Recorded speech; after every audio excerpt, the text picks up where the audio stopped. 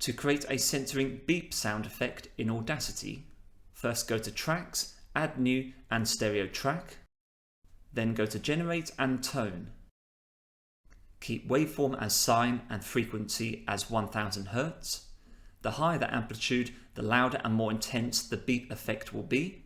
Set the duration of your audio effect using individual digit boxes in the hours, minutes and second categories. Here in this case my clip will be 30 seconds long. Click OK. Then go to File, Export and export as MP3 to save your final audio file. And you're done.